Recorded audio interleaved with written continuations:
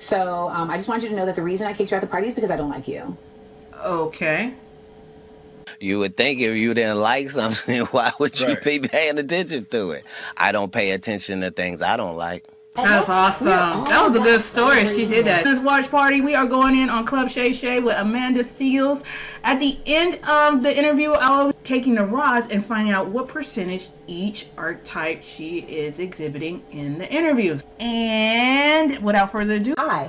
And they're like, oh, what's up? And they had like the Outkast album in front of them. Speaker Box Love Below was in front of them. And I was like, oh man, I love that album. They were like, yeah, we're supposed to interview them later today. You know, we're really excited, but we really don't know a lot about Outkast. So I start going in because I'm an Outkast fan. Right. So I start going in. And while we're talking, their boss, who's on the other side of the cubicle, gets a call that they have to move the interview to the next day. So he's like, hey guys, they got to move the interview to tomorrow. And they're like, oh shit, we can't do it. We won't even be in town. And he's like, well, and he like knew of me because I was at Sirius. He was like, hey, you sound like you know a lot about Outkast. Do you want to do the interview? Yes. So that was my first interview. My very first interview was with Outkast. Wow. And that's awesome. That was a good story. She did that. She did that story. That was a good story.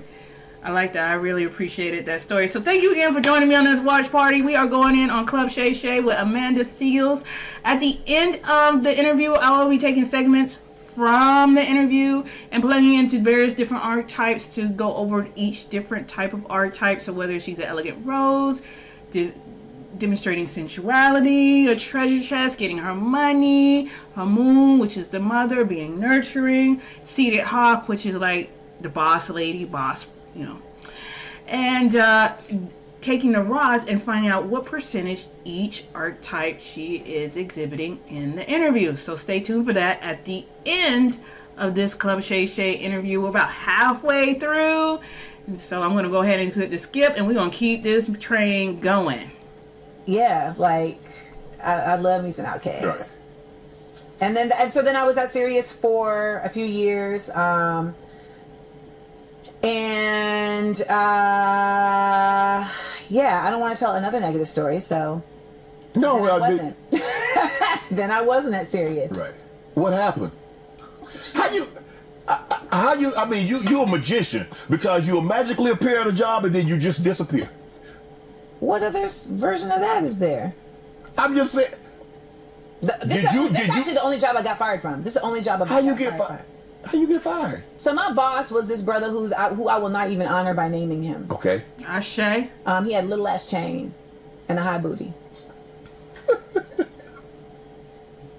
Okay. And he had a poster of Condoleezza Rice. And he would send us memos with intros from different generals. Like, there would be like a memo with like a paragraph from General McCarthy and Norman Schwarzkopf. I'm like, this is hip hop, nigga. Why am I having to deal with this? And he came into my studio. Well, the first time we ever met, I went to dap him and he said, keep it corporate. Whoa. So that was our very first interaction. I went to, and he said, keep it corporate. I said, okay. Remember, I'm 21. Right. Okay. Then a week later, he came into my studio and he said, so, you know, I just wanted you to know that I know that you're spoiled and I'm going to expose you. What? Huh?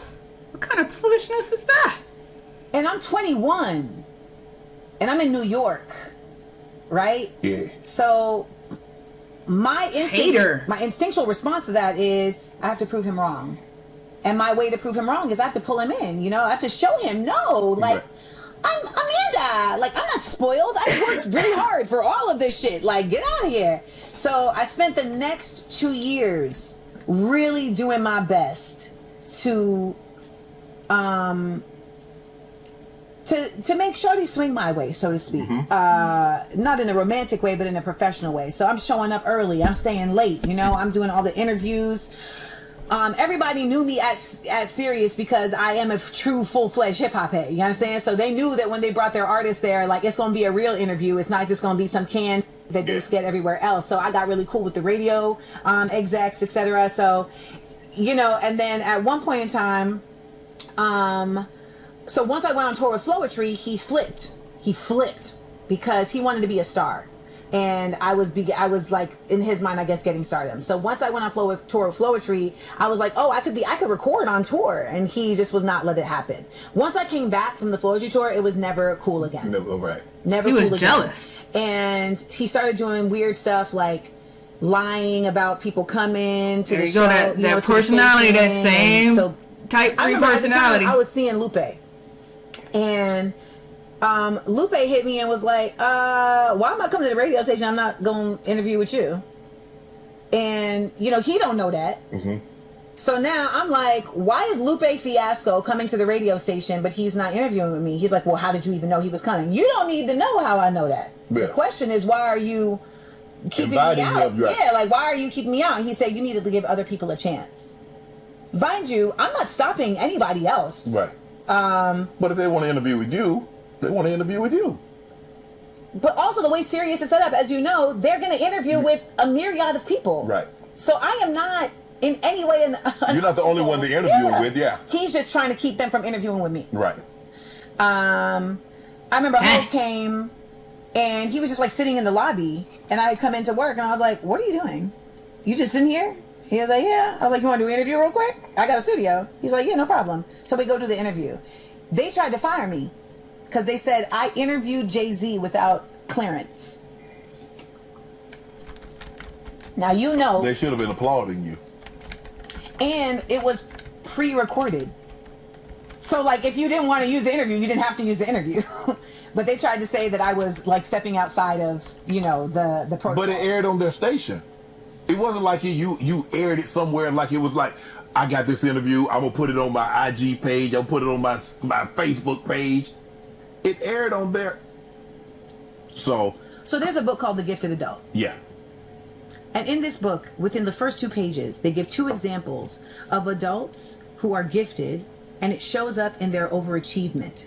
It shows up in their type A, assessment of things, personality, right? It shows up in their She's ability definitely type to show A up. personality. And this becomes a problem at their jobs because people start to feel like they're outworking them. Mm-hmm. People start to feel like they're outdoing them. Right. That's how my boss feel about me. Yes. Okay, so I gotta tell you this story. I gotta tell you this story. I gotta tell you. All right, so what she said is exactly... All right, so... Corporate, I won't say the name, I won't say the company, I won't say the person, because I won't even want to justify this chick, right? Which is crazy, because she's African-American, and a mother too, but the way she moved is like she ain't had none of that going on. Anyways, so I'm here working at my job, and it's starting to become the summertime, and I'm a single mom. So in the summertime, we have to find summer camp, right? So I wanted to put my son, which was under the recommendation of his psychologist, you should put him in acting classes. That way he can learn how to express his emotions and different ranges of emotions in a healthy way. I said, cool. Mazel tov. We are right by Serenbe. This is when I was in Atlanta. We're right by Serenbe. Serenbe's like 10 minutes away from me, tops. Most places around in Atlanta are 45 minutes, but I'm right there, right by Serenbe, and they have an acting camp for children. I said, cool. I go to my boss. I say, hey, boss, this is what's going on.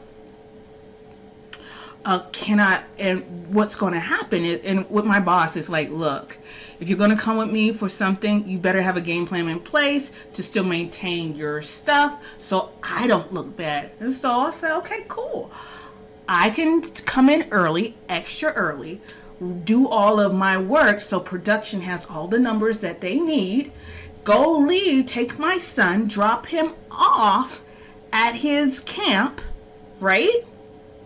Come back to work, finish my shift so that the results and the things that need to be read tomorrow are already prepped today, and then finish the rest of my shift and go pick up my son, no problem. That's my boss. Male, black male, he's decent. I come in one day, 4 o'clock in the morning, and I'm doing my job. I'm reading all of these plates, right? I'm getting the results. I got an off result, which I knew was going to trigger inquiries, but I tried to be proactive and answer and get the inquiries and all that stuff handled so that when I'm gone to go pick up my son, people are not like, well, where's Savannah? Where's she at? We have questions. The questions would have already been answered. But instead of me, and this is my fault because I knew her personality. Instead of waiting to fire off that email right before I left, I fired it off at 4 o'clock in the morning. And she was like, what the F? WTF? What are you doing at work 4 o'clock in the morning? Your shift doesn't start until this time. You're making me look bad. That's my job to be firing off emails at 4 o'clock in the morning. What are you doing? And I was like, what the fuck? You're getting the results early and on time. I'm doing my job. So all of that came out, the reason why I'm doing what I was doing, and I got in trouble because I came in at the wrong time and all that, even though I okayed it with my boss. And she was like, from that point on, I was on her radar because to her, well, I was more qualified than her because I have a bachelor's and I have a master's degree, and I had tons of experience in quality manufacturing. So I really was more qualified than her, but she was ahead of me because that's another story in another time, but she was higher up than me. So she felt intimidated, felt like I was trying to overtake her, trying to take her job, when I was just trying to make sure that my ass was covered, that I was doing my job, and I had to still be a mom. So I was like teetering and balancing. Man, she hated on me so much. Oh my God, she hated on me so much. I got more stories about that. It was wrong, but yeah. Places. That's exactly. So whereas you said, oh, they should be applauding you. I texted Hove on my T-Mobile sidekick, because that was the time. And that just lets you know how old we are. And I was like, hey, they're trying to fire me for interviewing you. And he said verbatim what you said. He said, well, not verbatim, but he said they should be promoting you. But notice, who are the overachievers in this conversation? See how all the overachievers had the same response? Right. No, I'm in the way. I'm doing too much. And I'm a girl. I'm a woman. I'm doing too much. Shut the Okay. That's what they think. Of course, I didn't say as many curse words as she did, but because it is a corporate setting, you can't be all dropping F-bombs. I have an idea just because you feel like it. Yeah, definitely. Energy is a lot of the energy is shut up, and even if you won't let me, at least make me think. I got you. Let me think. I remember Green Lantern telling me, you know what your reputation is? That you are hard to fuck over and even harder to. And I was like, my mother, I'm sure, is very proud. But that was so. At Sirius, so what ended up happening was, I went to HR and shared with them. This is before I knew that HR. See the game that you be talking about. That I didn't know that the HR ain't for you. It's for them. Oh my gosh, she telling my life story right now. I did the same thing. I had a problem. Same situation. I had a problem with the lady. I went to HR. It made things worse. They are not for you. They are for preserving the managers in the company. I told this lady that my boss told me that I could not do FMLA during COVID. She told me I wasn't eligible. I would have to quit my job. I went to HR, and you know what she said to me? Well, did anybody else hear it? Did you just hear what I said? You just... Child, this is... So, I went to HR like, oh, listen, I'm having trouble with my superior. He's not very kind, and I'm thinking that they're going to set me up to, like, a solution. Baby, they said, from now on, you will not speak to him. You will speak to this other person who will relay to him. Wow. So I'm like, That's so weird. That's not so like a crazy solution, but I guess, it's so awkward now. So now I do this for a year. Now I'm dating Pusha T. As you can see, that rappers I have dated are very great MCs because I have high quality. High quality. You got. That was 2. Let me say. I mean, I don't, you know. I mean, I'm glad you shared that information, but. Well, I think it's valid. And shout out to Virginia, his beautiful wife, and their beautiful son. Right. Because we grow up. Yeah. You know, we grow up, and I think it's important that we acknowledge that people have like full lifespans. Yeah, people have passed. People have dated other people that people might know. You know, and I just feel like if I'm who came before you, you know, I'm a good track record. Yeah. Like, so I remember I got invited to the MTV Music Awards. Right. By Push's manager. Mm-hmm. They were like, we're going to be out here. Let us know if you want to come. Now if you have someone who's on radio mm-hmm. and they have a hip hop show mm-hmm. and they can go to the MTV Music Awards, wouldn't you say, you send them, head on out there, bring a DAT machine and a mic, see how many interviews mm-hmm. you can get. Right. So I tell the person that I have to talk to the boss, I want to go. Can we find someone to cover my shift? He says yes. He finds someone to cover my shift. He says your shift is covered. You can go. I head out there. While I'm out there, I get a call from my boss saying, you going to the MTV Music Awards is an example of severe insubordination, and so we will be terminating your contract. Why? I said, but I followed the protocol. Got someone to cover my shift. I spoke to this other person. He said, well, you were supposed to speak to me. Well, not according to human resource. LOL, the person in the back who said, yeah. So I said, well, not according to human resources. He said, well, according to me. So I then went back to... You didn't get no interviews? At least get the interviews and keep them for yourself? I didn't even have a DAT machine. Oh, okay. But I went back to New York and they fired me. And then I went on MySpace and I said, you know, I did like an announcement, like, you know, you won't be able to hear my show anymore. It's really unfortunate that my boss, you know, who is a black man, just didn't feel like it wasn't necessary for him to protect me in this situation. But nonetheless, it is what it is. And I hope that I can create other ways, you know, to reach y'all. He saw that post, used it, and had me banned from Sirius for 7 years. He said that post was an indication of my, like, wanting to come back and, like, harm him. That little chain high booty. Get you every time. Get you every time. But you know what? That situation speaks to a number of situations where people holding me mm-hmm. to a standard they don't hold them. So it was like, I'm gonna treat you any old way, and you just gonna take it. You just need to take it. You just need to accept it. Corporate, and I don't know when this happened, Shannon, but even within the zeitgeist now, it's like I am expected to just take whatever is given to me and shut the fuck up. Yeah. And I don't understand that. No matter what jobs I've had, if I speak on it, it becomes she's complaining. Mm-hmm. It's like, well, I'm expressing my experience. Right. And if you haven't noticed, remember I told you, I'm just giving you. Right. This happened, and this happened, and this happened. Right. I'm not speaking to what they thought.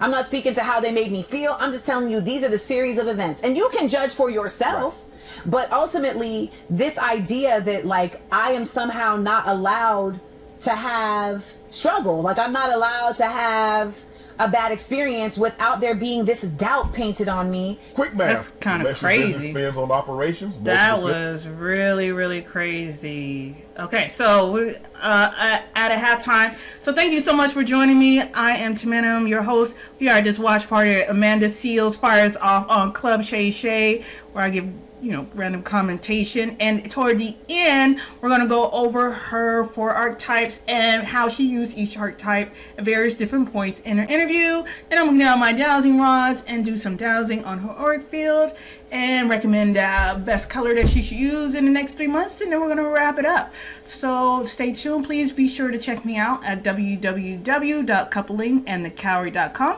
Also check me out on social medias, TikTok, YouTube, Facebook, Instagram. And without further ado, we're going to go ahead. Well, he's still talking. He's still talking on his stuff. So also check out my TikTok shop where you can find great, amazing products like pheromones, bath salts, journals and things of that nature. Without further ado, let's get back to it. She used to hear me tell stories. And she would be like, and she revealed this later. She was like, I would say to myself, she must be leaving something out. There's no way this could have happened this way. Right. She must be leaving something out. Until I got kicked out that Emmy's party. She reminds me of a proverb that came to pass. It's under Shango. Shango deals with money, fame, and wealth. And it says, you have to tell them lies in order for them to believe you, because the truth sounds too incredible. So when this old dude falls for people, I say, your life is so Hollywood right now that unless they were there, they wouldn't believe you. So you may have to embellish, but you shouldn't embellish, because you being truthful at the time is good for your own spiritual growth. And that whether they believe you or not, that's their journey, not yours. What'd you do to get kicked out of the Emmys party? Damn! I can't take you nowhere. What'd you do? I go to a lot of places because I'm lovable and people like me and I'm delightful. I am delightful. What did you do? I arrived. Okay, you arrived. Okay, you're inside. No. So here's how it went. So because Hollywood is just so inundated with whiteness, there was this conglomeration of folks that came together to say, you know what, we're going to have a Black Emmys party. Because, have you been to the Emmys parties? I've never been to an Emmys party. So, they're just, they're just very blah. It's just a bunch of people sitting around am I right? Yeah. Am I right? Oh my God, Kirsten. That's the vibe. Yeah. But, when we party, we want to have a little bit more fun to it. Call it nice. So... What up, Derek? So, in 2018 was the first one where they had a Black Emmys party. Mm-hmm. So basically, it's like everybody who done been to all them other parties. Come in this one. Yes. And I went to that party with Jill Scott. And one of the people that planned that party was Issa Rae's publicist, Vanessa Anderson. So she was one of the planners of the party. But there's a bunch of people involved in planning this party. Correct. So I show up with Jill, and Jill's manager was like, hey, can we... And I remember hearing Vanessa go oh, come on, Amanda. Mind you, I'm like, I don't know what I'm doing wrong right here. Right. I'm just standing with Jill Scott. Right. But nonetheless, we came in the party. We had a great time. So... and I said to Issa, I don't know what's going on with your publicist, but she got something wrong. She got a problem with me. And she was like, that's between y'all. Okay. And I said, well, it's not really between y'all, because I don't have a problem with her. Right. But she seems to have a problem with me. And she was like, that's none of my business. Okay. So now next year is 2019. And it was interesting because in 2018, it was packed like a dick in front of that place. And 2019, there was nobody there. But I was at the HBO party, and every Black person I saw, I would tell them, make sure you go to the Black Emmys party. Because I am about creating community, and I want us to be together. Right. So I pull up with my homegirl, Kathia, and Kendrick Sampson, who's on Insecure. The show where I don't have any friends? Yeah. So I pull up with Kendrick Sampson. So we get to the door, and I learned later that she just is white passing, but this is a Mexican girl, but she looked like a white girl. Mm-hmm. Okay? So she at the door for the Emmys. For what kind of party? Emmys Black Party. There you go. So she tells us, you can go in, you can go in, you can't go in. Now I think she's talking to my friend because my friend is a realtor. Right.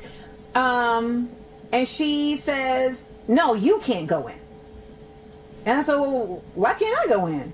She says, you're just on the list to not be able to go in. Now, I had also been invited to this party directly by Jesse Williams. Right. So Jesse Williams had texted me and said, please come to the Black Emmys party. Right. Okay? So I'm like, all right, I'm gonna come to the Black Emmys party. Yeah, of course. That's what I am about. So I come to the party and I'm like, okay, why am I not being let in? Kendrick says, I'm gonna go look. I'm gonna go look around and see why you're not being let in. Mm-hmm. Well, baby, I'm not standing outside no party. Right. So I head out. But then I'm stopped by this brother Joey Harris, who works with Janet Jackson. Joey's like one of these people who's just always, his disposition is just always glowing. It's kind of like Jordan. Right. So he's like, where are you going? I'm like, oh, they said they won't let me in the party. He's like, Absolutely not. Come on back. We don't get you in this party. Okay. So we come back. And so this is an example of someone trying to protect and look out, right? So he brings me back and he's like, why are you not letting her in the party? By the way, at this time, I'm hosting Bring the Funny on NBC. Right.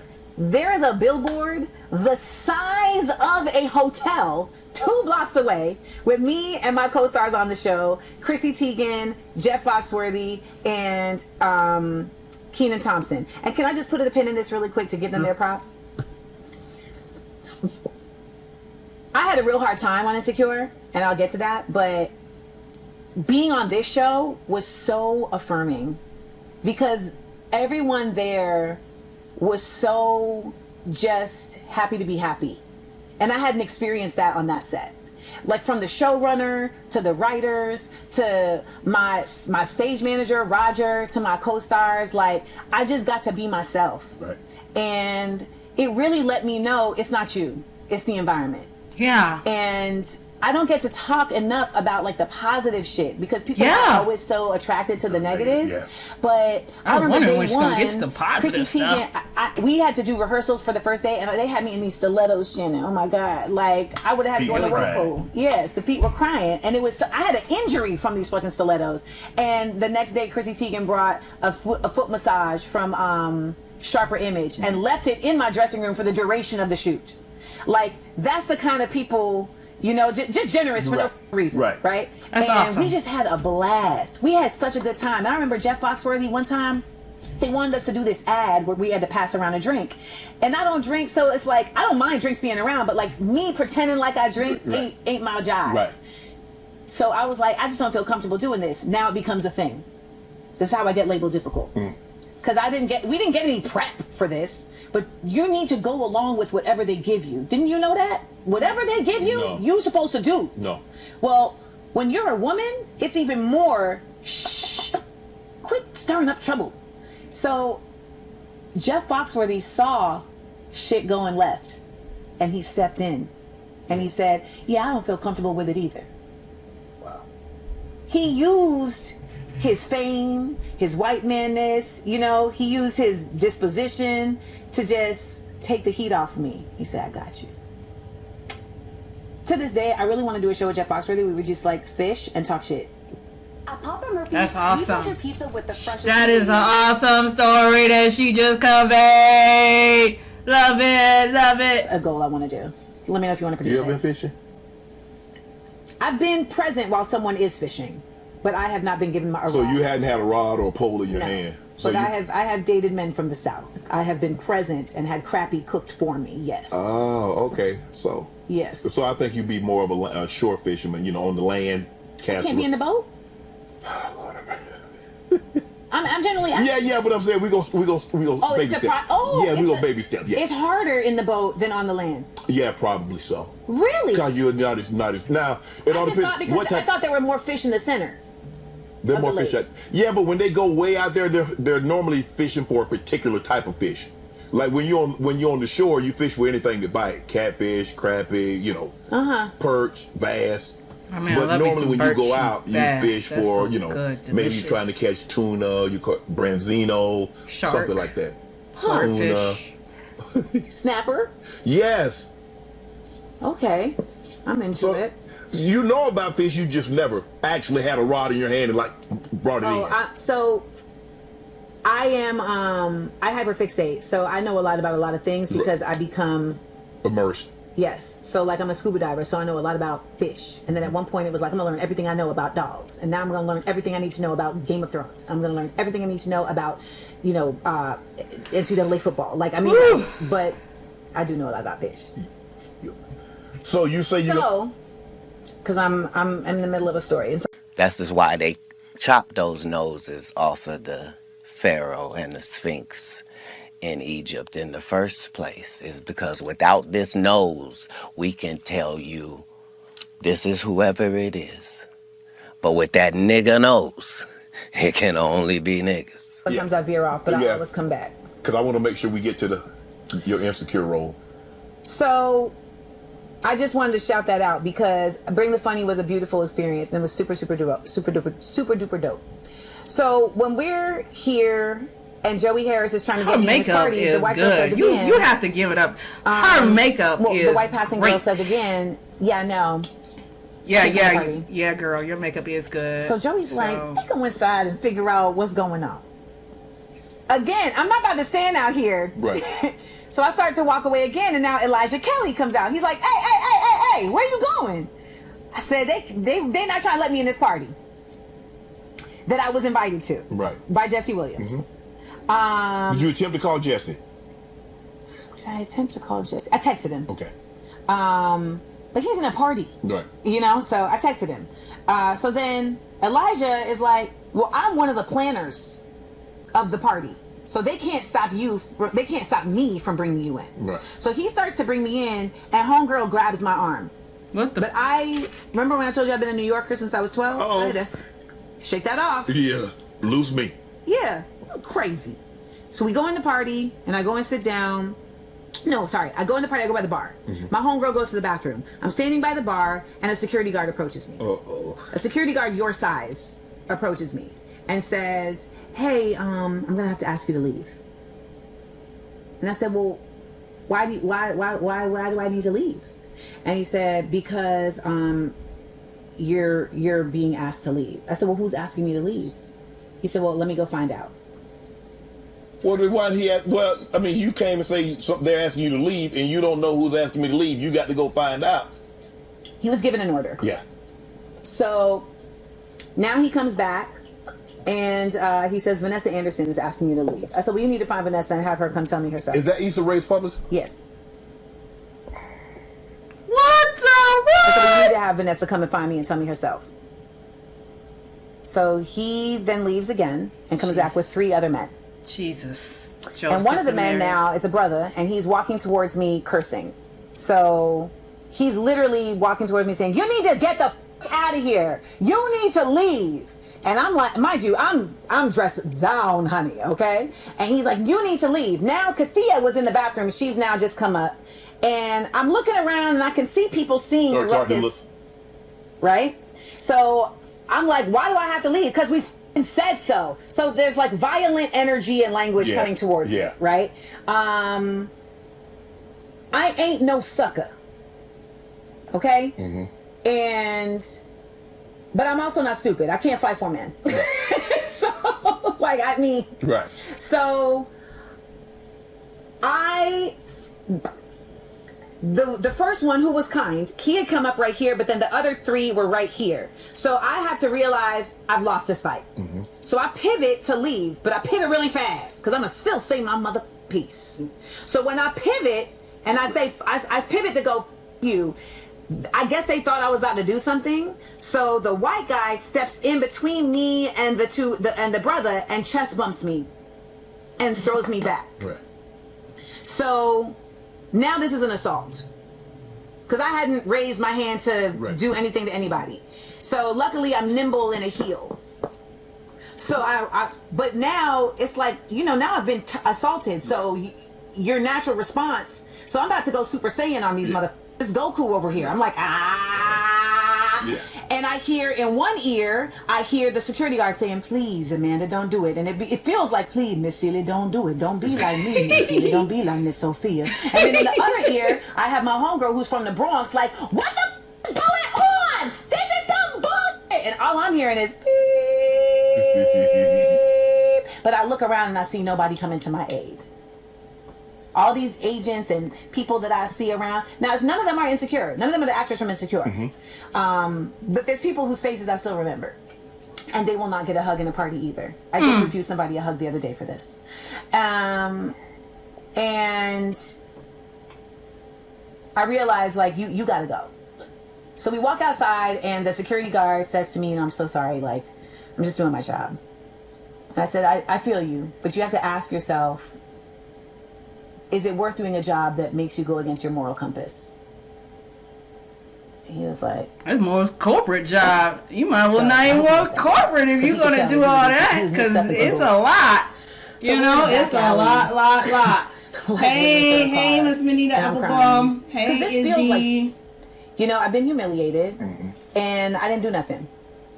And that was the night that me and my homegirl became super, like, that became my sister, because she was like, when you would tell me that shit would happen to you, I would think she must be keeping something out. Right. But I literally just watched you do nothing.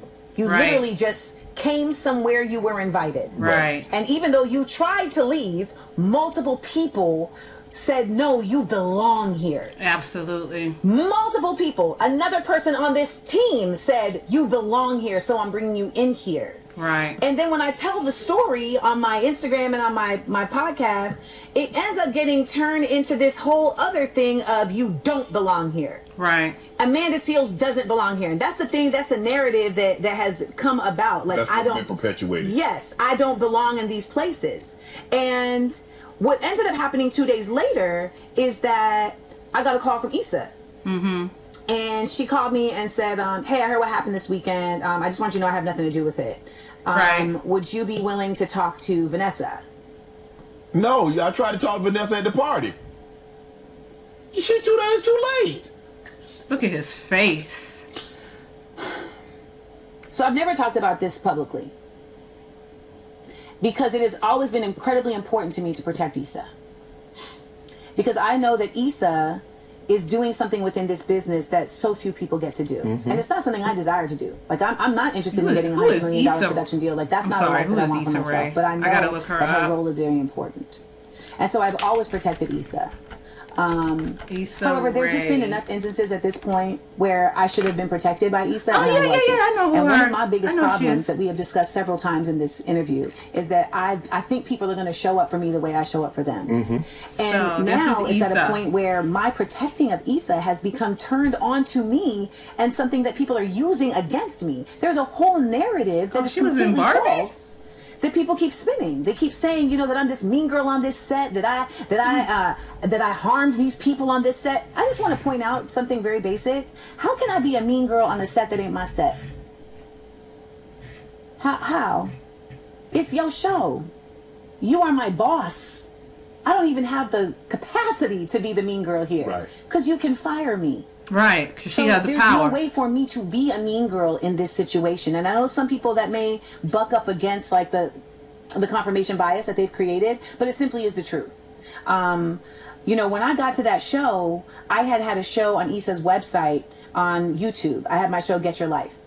And when it came out on her YouTube, unfortunately, the press picked it up as Issa Rae's new show. Right. But she didn't do anything except put it on her site. Like, I put all my money into it, I wrote it, I starred in it, etc. And so I said, hey, you know, would you mind, you know, tweeting to correct this? And she just wouldn't. She wouldn't promote any of the shows, you know, and I just felt like that was unfortunate, but it didn't change my view of her character. Like, it just let me know, like, okay, this is how she do business.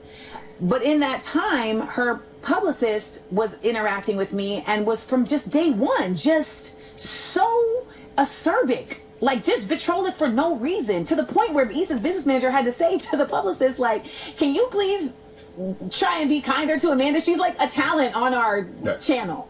You have no reason why she would treat you, behave. So here we go. Issa says, would you talk to Vanessa? No. I said, sure. You know why? Why? Who's my boss?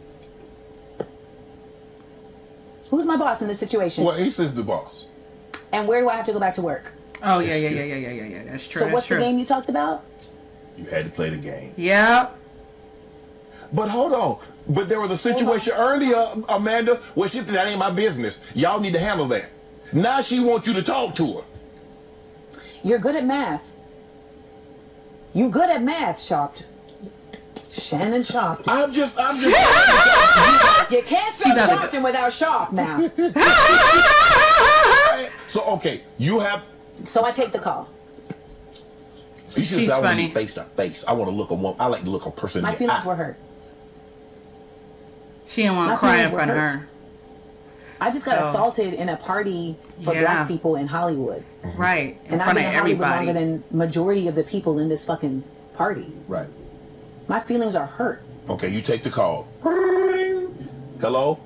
Hi, Amanda. This is Vanessa. I just want you to know that, so none of this has anything to do with Issa. That's the first thing she says. None of this has anything to do with Issa. So I just want you to know that, but I do want you to understand that it was me who kicked you out the party. Yeah. Okay. So I just want you to know that the reason I kicked you out the party is because I don't like you. Okay. That's just why they chopped those noses off of the Pharaoh and the Sphinx in Egypt in the first place, is because without this nose, we can tell you this is whoever it is. But with that nigga nose, it can only be niggas. Okay, well, that's all I need to know. There's nothing else for us to talk about, and I hang up. She calls me back immediately. Why'd you hang up? I said, because there's nothing else for us to talk about. She says, don't you want to know why I don't like you? No, not actually. Actually, I don't. No, I don't, because it's none of my business. Right. I've never done anything to you. And for you to put me in harm's way off of literally nothing. And embarrass her in front of everybody, make her a spectacle. Not okay. Like me. And I hung up the phone. She called back. No, she called around. She starts a smear campaign. Oh. So this whole time, your boss, and I don't do the gossip thing. So have you ever had a conversation with Issa about this situation, about her publicist? You're saying since the situation? At any point.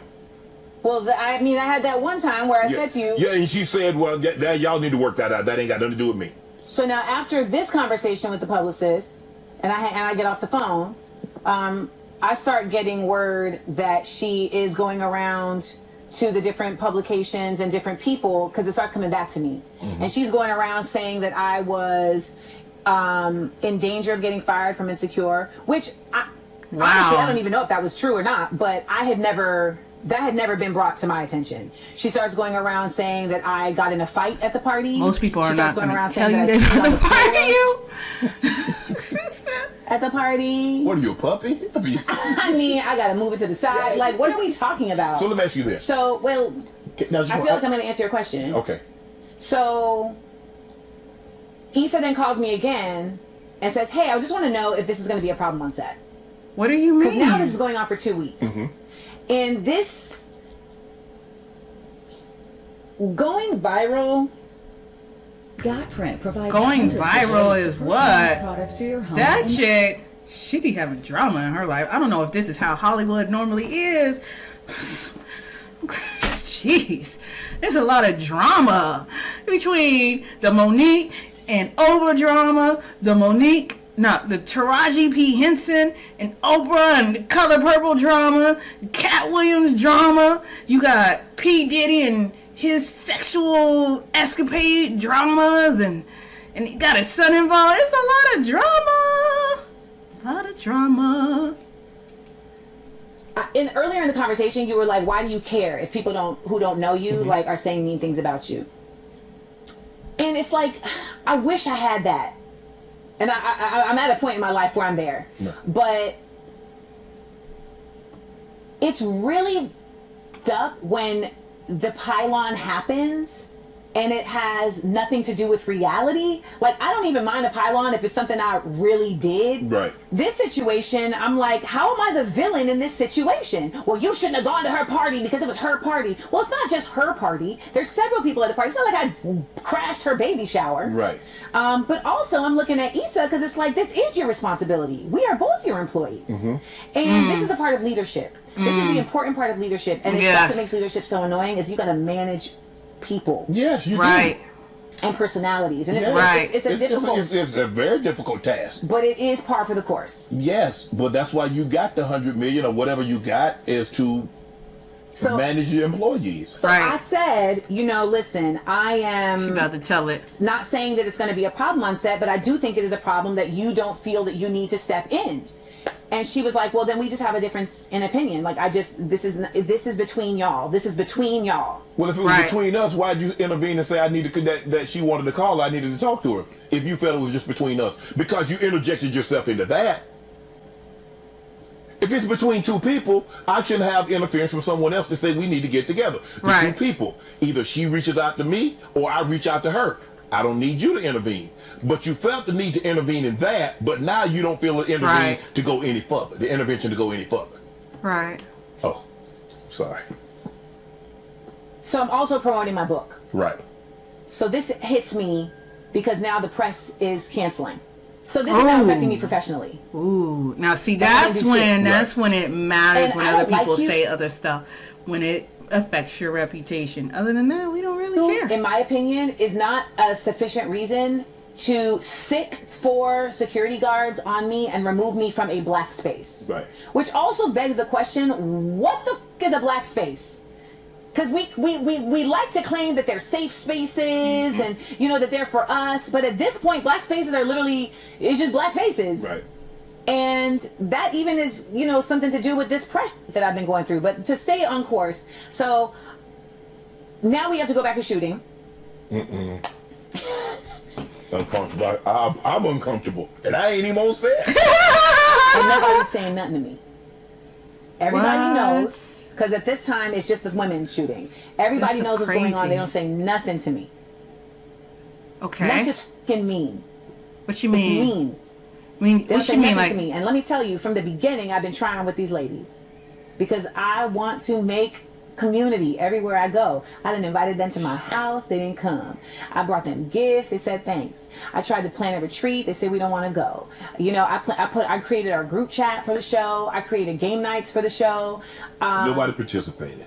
I mean, eventually, but like, Reluctantly. but I'm trying to do this, you know, because I think that this is, it's like when I walked in and I was like, I feel like it's my role to make you feel comfortable. Like, I feel like that's my way of getting around Wow. this thing, this stigma that people like to put on me that ain't got shit to do with how I really exist. Okay. And in this situation now, I'm publicly now being like excoriated. You got this. Yeah, you can't be earthworm doing. Jim You can't be looking messing nigga, with people's Sarunas reputation out because here talking that about, affects their money. No one Nope. likes you, so that's why you Nope. weren't invited. Nope. What's hilarious about that is that we were only in 2 scenes together, so this is not somebody that really knows me. But you know what? The other thing is, Shannon Sharpton. Wow. This is a brother who ended up having a child with someone on the show. And when he had the child, there was rumors that were going around that he was not claiming the child. And so these people had started talking about it. But the people that are talking about ain't my people. I'm not involved in it, but I hear it because we on set. Right. And then he come around and this, hey, I don't like that. I don't like that. It's not honest. So even though that's not my boy, I pull him to the side. I say, Pete, people out here are talking about you behind your back about this situation. The streets talking. And I said, listen, this is a small business. So at the end of the day, if you are this child's father, I think you should exclaim it to the rooftops. If you are not, if you are and you don't want to claim this child, I would like for you to just consider rethinking that. Because as somebody with a father that did not show up for me, I really feel like she would really benefit from having a father in her life. Right, exactly. And he was like, well, why ain't nobody coming to me? I said, These children literally need their coming to you right dads, now. for real. And you ain't even my These people. children But need I their don't think fathers. it's fair that you're being talked about behind your back by people that you think are your peoples. He said, well, you know, thank you for that. That's the same nigga that fixed his mouth to jump on the bandwagon of We Hate Amanda. Because it was a bandwagon. And he wanted to be seen. He thought maybe he was gonna. He thought he was gonna get an extra. Right. He thought he was gonna get an extra scene or something. So now we're on set, and I finally say to Issa, "So we're just not gonna talk about this, because it's now going on for 3 weeks, and my mental health is suffering. Okay, and man, I just wish I could just move that braid to the back." And because it's like all these curly like, pieces, and then that like, one straight piece. I said, listen, like this was a terrible experience. Right. This was terrible. I like literally cried like face to face with her, like this is terrible. And she's like, this is the first time she finally says like, well, I'm sorry that happened to you. It took 3 conversations. And I said, well, you know, I'd like to talk to you further because I need you to speak to Vanessa. She is trying to ruin my career. She's like, I don't think so. Like, she's trying to ruin my, so I bring her into the room, I bring her into my trailer, and I had to do another 48 Laws of Power. I sat her on a higher plane than myself so that she can feel as the queen. And in this setting, she is the queen. Right. And I say, you know, I don't need nothing from you. So I don't have a reason to lie to you. But the people that work for you, like in close quarters, whose names are really attached to you, they will lie to you. And I had to convince her that, like, this is really happening. Like, I'm not making this up. And even if turns out to be not happening, I still need you to speak to her to deduce what is or isn't. Right. So then she finally went and spoke to her. But the damage is done, right? Because now you see how every few years this becomes a thing. And it was started again, from a lie. cycle. Right. It was started from a lie. And, you know, it's not about convincing people, because I don't need to convince nobody of nothing. But I just don't ever feel comfortable with people forming opinions not based on truth. Shannon, I got in trouble for saying nigga on Insecure. I got in trouble for telling a brother he was a revolutionary nigga. Okay. In trouble. Like, literally got pulled aside and was told, we need to talk about the incident that you had. Right. I guess when you're in corporate, you got to keep it corporate. You We sure say do. nigga on the show. We say nigga all day on this motherfucking show. And it was a black woman who pulled me to the side.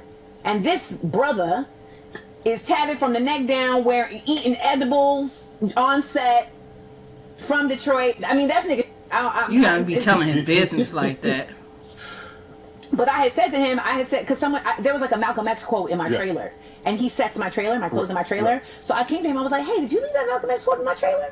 And he was like, nah. I was like, damn, you the only revolutionary nigga around here. He was like, I'm not a nigga. And I said, okay, I get it. Who said that? And I kept it moving. Yeah. Yeah, he was the shouldn't. incident. He shouldn't have. So- wait a minute now. If you say it and then they say, hey, I'm offended by you saying it, and be like, okay, sorry, then that's the end of that. You don't escalate it. You only escalate it when it continues to be a problem.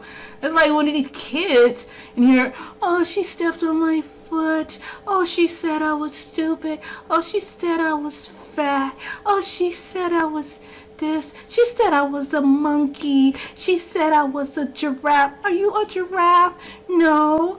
Do you look like a giraffe or a dog? No. Then why are you even... Well, she keeps looking at me. Oh my God. That's exactly what she experienced. If you don't stop this tattletailing... She's like, we need to talk about the incident. And I said, well... What incident? What incident? Well, when you just referred to him as a nigga. And so actually, I referred to him as a revolutionary nigga. It was a compliment. Right. Yeah, but when he said he's not a nigga, you didn't take it back. I said, like, you mean like take backsies? I mean, where we at? And she was like, well, I said, but we literally say nigga on this show. Like, literally. She's like, well, you're going to need to apologize to him. I thought she kind of did But that this is already, the action though. of like, you need to bow down. People are always trying to get me to like apologize for some shit I didn't do wrong, Right. because they feel like I'm too haughty. They feel I'm too sure of myself. But she did do wrong, though. She called him a nigga. He said he ain't like that. He said, well, we call each other nigga on the show. That's a script. That's the job. That's different. This is, you're just talking. I can't agree with her on that because, yeah, you just gotta apologize. But I thought she kind of did. They feel like I need to be cut down to size all the time. And the Yeah, unfortunate I mean, where I worked at a corporate, we use, phosphoric acid, but that doesn't mean like go around splashing people with phosphoric acid just because you can. Oh, we'll make it in here. Yeah, that's a different type of beast. part of that is it's not a understand. reflection of me, it's a reflection of them. Right. Because what is it about me that makes you feel small and you want me to get down to your level? Why do you feel small? What's going on with you? I can't co-sign. Who made you- I can't co-sign on her. This is a bad story. This one right here, I can't co-sign on her because she called the dude a name and he said he ain't like it. He point blank, I don't like it. Okay, my bad. I'm sorry. But that's how it is in corporate. It is hypocritical. It's some. Not everything is straight shooter. There is a lot of hypocrisy in the corporate world. I don't understand why that yeah, I can't co-sign on this story. Some of the other stories, I was like, yeah, you right, girl. They kind of mess with you. I see that in my own life. But this one right here, I can't co-sign on it. You feel that way. That's not fair to you. Come on, rise up. It's in you. You know what I'm saying? Like, that's really what that is. So she brings him into my trailer. You fake apologize.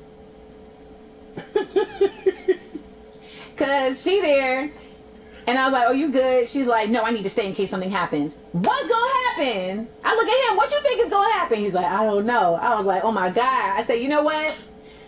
I apologize for calling you nigga. I did not intend to offend you." Of course, in my head, what I said was, "I should have called you a," but I didn't say that. I didn't say that. But it felt like, Right. it felt like, so now we got to shoot the car scene where we're driving in Malibu. Right. So we in the car, and I'm telling them about what happened, and I started crying because I'm a sensitive soul, and because this felt like another instance where I was being like bullied. And Issa laughed in my mother face as I was crying and said, "Well, you know, you do have a tone." At the end of season 1, I pulled Issa aside. After this, I said, "Can we go to dinner? I want to take you to dinner." I took her to dinner. I said, I feel like you think I have something against you, and I don't know why you feel that way, because we had been cool from even before this. Right. She was like, "Well, no." I said, "I feel like you have something against me," and she said, "Well, I feel like you have something against me," and I was like, "Based on what?" Because again, Shannon, I'm on your show. Right. I can't do not like I'm only get scenes added if you add them. I'm in pocket, baby. I can't do nothing. Mm-hmm. So I said, "Well, why?" She said, "Well, I guess I was looking at you like your character." Am I that good of an actress? She wrote the character, bro. What? And so I say, "You know what? So let's clean the slate, because that's not. I had nothing against you. I wonder really she a 4. When's her birthday again? July 1st, 1991. That was not my intention. 1981. But by the end of the show, 1981. there were just certain scenarios where I had to really always be the bigger person and be the balm to the situation. And then in season 5, she came out her face she just came out her face at me one time too many, and I just chose to stop being the bomb because the show was wrapping. It was the end of the season. It was the end of the series. And I'm just not going to keep doing this. So what did you do? Nothing. I just stopped communicating. Oh. I mean, I had a little rail. I could definitely he says see like that Issa is like most of her set like, is with women, camera people, etc., etc., and that she's very empowering to women. Oh, I disagree. She wasn't empowering to me. She didn't feel like she didn't feel like I deserved to be protected. I'm only giving I'm only giving a portion of the situation. Yeah. So, but that was my experience. Okay. And nonetheless, I had still always protected her because I felt like it was my responsibility. Amanda Seals, your makeup is flawless. It is on point. I mean, I ain't see no sweat droplets. I ain't see no look like it's fading. Her skin look good. AKA. The red lipstick ain't come on. Do you understand that this is it's not on her teeth. I don't know. The only thing is those 2 little strands of hair right there that I see. Like, okay, Amanda got on red today. Why she wearing red? What you think? Red look good on her. Don't it sound like that? Is that how you feel? Absolutely. They are always looking for something. Even these hack writers who were probably paid by APAT, they wrote articles based on tweets. They wrote articles based on not only my tweets, but on other people's tweets. Like, this random person said Amanda needs to change her energy. Black Enterprise wrote an entire article that said Amanda Seals complains that she's not invited into black spaces. Mind you, these are all spaces that I have worked in. And the follow-up line was, but the internet, so they anthropomorphized the entire internet. She said anthropomorphized. Says Amanda needs to change her energy. I do not need to change my energy. I don't. And all of those spaces, aside from Black Girls Rock, have contacted me. I don't need to change my energy. What needs to change is how we look at energy and how we understand energies that aren't necessarily our own. Right. So even as we sat here and we have talked, I have had to understand your energy. And you have asked me to do that. Mm-hmm. And even though it may not be my own, we live in this space together. We live on this earth together. So we have to gain certain abilities to do that. And that requires a lesser ego. That requires curiosity, which I consider to be an indicative of love. It requires humanity.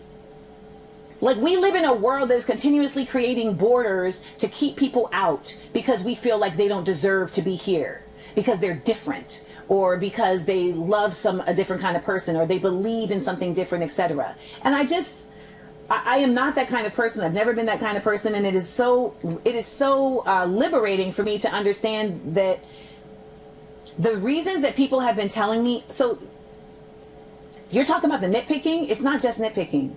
They assign something to what they're nitpicking. Mm-hmm. Amanda has a tone because she's mean. Amanda said this because she thinks she's better than other black people. Amanda said what she said because she's nasty. None of these things are true. Mm-hmm. But it feels terrible for people to assign things to you that are not true. And you start to think to yourself, just those two little braids right there. Boom! Send it to the back. Like for me to be myself. Just recurl it really quick. Give me some hot water. And as somebody who has had a full-on nervous breakdown and been suicidal, it is not to be taken lightly when people attack character without legitimate reasons why, credibility, etc. I love the fact that she mentioned suicidal, mental illness, mental wellness, suicidal, feeling suicidal, because, you know, a lot of us get there at this point in time, and she's shedding a light on that. So kudos to her. One of these publications, it was told to them, you know, this is the type of thing that can drive someone to take their own life. And they said, don't go there. This is not a game. Because it's bullying. I mean, it's bullying. A lot of these children who go in and they retaliate or whatever, and it's not good how they retaliate. It's not good. I'm not saying that's good how they handled it, but they're bullied. A lot of the times when you hear these news and this happened and this happened, it always leads back, oh, well, they were bullied. Oh, well, this. And it's like, you got it. And kids are so mean. Man, kids are so freaking mean. They're so freaking mean to each other. They're mean to these. I mean, they are mean. So, and they grow up to be adults who are. Sometimes they grow out of it. Sometimes they don't. Last month has been such a journey of self by fire, right? Like, I was forced to have this journey of self by fire simply because I wanted to be embraced in spaces that I embrace. Like, there's no scandal. Mm-hmm. I was supposed to go to Howard to do an event, and I was told that Howard rescinded my invitation because of these stories. These stories that have no validity to them and that I have not, you know, been a catalyst to. It's almost like the first lie never dies. So, because she's such a person of truth and stuff, people can say lies. But the first lie never dies. So even if she's not this, if people are telling, you know, lies, the first bit of lies is that she's difficult to work with, this is yada, yada, yada. That is never going to go away unless she, like, I don't know what she would do. I'm going to get my rods out, though. Definitely going to get my rods out on this one. Like, because I'm going to write that one down. Like, because the first lie never dies. So I'm going to play this first. But they are now, they're proving to be deleterious to, like, my advancement. Oh, Amanda Seales, she was attacking Samaria Rice. What? I asked a valid question that ended up being proven, by the way. I asked a valid question. Don't we think that there's something worth questioning, and why this woman whose son was 100% unjustly killed by the police, don't we think there's something to be said for, like, why are all these media outlets, like, giving her a platform to accuse all of these people that are the leaders of movements of fraud? And, you know, my problem is also that I think that people understand what I'm saying when I say something. And, like, when I wrote my first book, my uncle, who's a judge in Grenada, he was like, make sure you edit that book like a deposition. Because it's on paper and people cannot read your mind. So say it how you want it to be understood. Yep. Which is difficult in 140 characters. It is. But what I was saying with that statement was, why are all of these black media outlets giving a platform without any level of journalism behind it? That is dangerous. Right. And they're putting these people, mind you, I don't even Sean King, but again, what am I about? Justice. Right. This is Ma'at, the goddess of truth and justice. This is unjustified. He was asked by her brother to raise money. When he got the money and found out that she didn't know, she was given the money. These types of turning this space into a gossip space is dangerous, Shannon. We're trying to make movements and change. But you do realize that's how social media works. I Yeah, don't no, have, I know- no, I you're don't not have to wrong. be You're not qualified. wrong. I could be a doctor. I could be a I'm not talking about I'm not talking about social media. This Yeah. is Black Voices Oh, yeah. and Brio and The Root, etc. Right. They were just running with this story because that's how journalism works now. It's just clicks. So in their minds, it seems like, well, if we put this story out, we're going to get the clicks. And then there are going to be follow-ups and we'll get clicks for that. Right. And then there's going to be follow-ups. So let's not tell the whole story now. Right. Let's string this along Right. like a f***ing soap opera. Yeah. It's people's lives. So I was justified in that. People mad at me because I said, you know, if you got Nikes and Jordans, if you got money for Nikes and Jordans, you got a passport, you're losing. Amanda Seals is a member of the petty bourgeoisie. What the what? No, that's She was real talk. Making fun of the disenfranchised passport black folks. What are you What talking are you- about? what are you- Do you understand these people don't want us here? Right. They don't want us here. Right. We need to be able to get out of here. There you go. When you go all over this world, white people are everywhere. Did you know that? They everywhere, having a great time. And we be thinking that we are only allowed to be here. This world is for us. We are the bottom line. We are the creators. So why would we not make sure that we have access to everything instead of limiting ourselves to consumerism? We can do both. Yes. Yeah. We can do both. Yeah. And one thing I've had to learn is just like, sometimes I just be talking. Right. Now, by the way, the reason I sent that text is because I was sitting in the Paris Charles de Gaulle airport, and the nigga I was seeing, I had texted him and said, I got to Paris. I can't wait for you to get your passport and travel with me. And he had said, I don't need a passport. I travel in my mind. That's how like somebody said. And that's what made me send that tweet. But again, no further context, but people do nitpick. And it sucks because you start to believe the lies that dropping people that tell you about N-bomb, yourself, and too. then you start to turn into the person that they are accusing you of being. They want you to be somebody who doesn't give a f. They want you to be somebody who doesn't care if you hurt people. And I will say that most people don't get the opportunity to do a blanket apology, but since I have it, I'll take it. I apologize to anybody that I have unwillingly Her makeup caused any level of discomfort. is That's never my goal. exquisite. Never my goal. For 500. And anyone who's taking that apology and knowing that it's not for you, You see the contour on her Because it wasn't for nose? I'll take that for 1,000. Her makeup. Considering what's been the way you've been portrayed. That is the best And makeup I have seen on Club Shay your Shay. character, I believe Ever. that you were your character, considering she wrote the character. Do you ever get afraid of being typecast?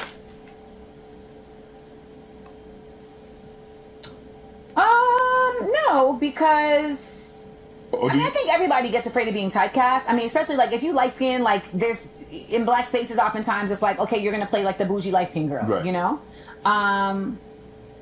I think that there's something to be said for like I get accused of being colorist based on stuff like that, you know, like which I am 1000% not by any means. I think in the past there were things that were like misinterpreted that have. It's not even that they've typecast me like on camera. It's like I'm typecast in life. right.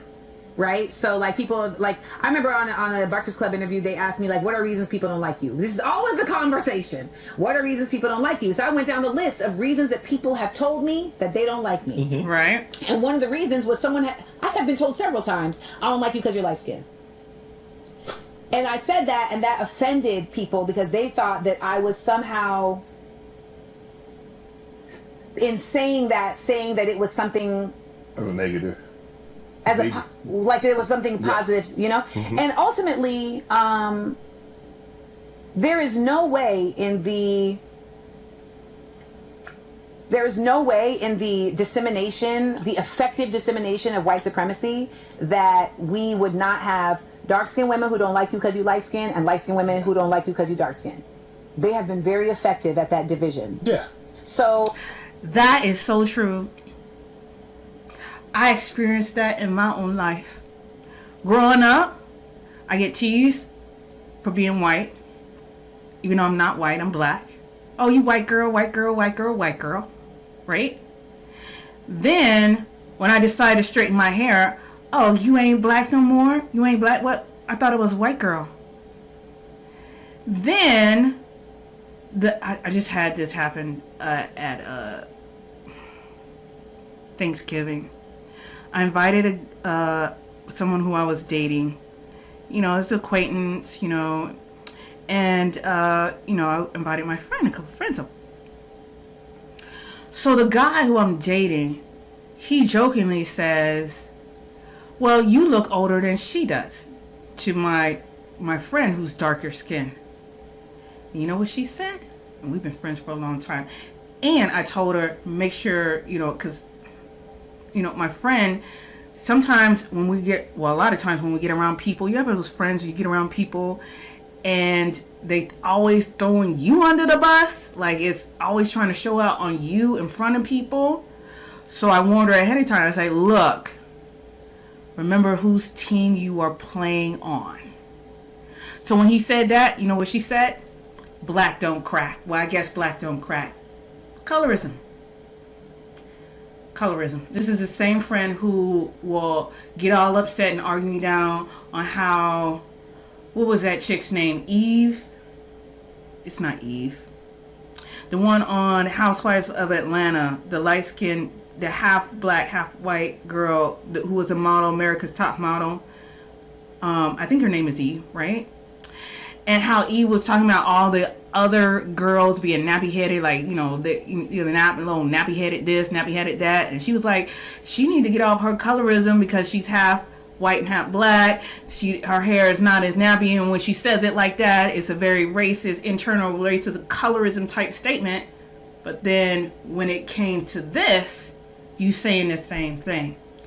It's just, she's right. Like, they did a good job on making sure that we have crabs in a barrel mentality, that we don't help each other out, that we make sure we put each other down in some type of way. And it's just sad. I hope that the younger generation gets over this. I really do.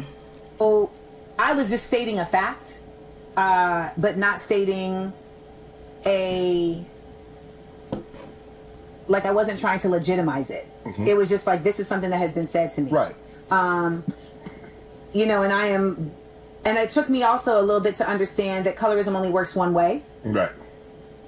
I don't know if bullying is the right word for what happens to light-skinned black folks who feel like they don't belong. Right. It is bullying. Because that's the thing. Like, I get told, like, oh, you light-skinned, you're not really black.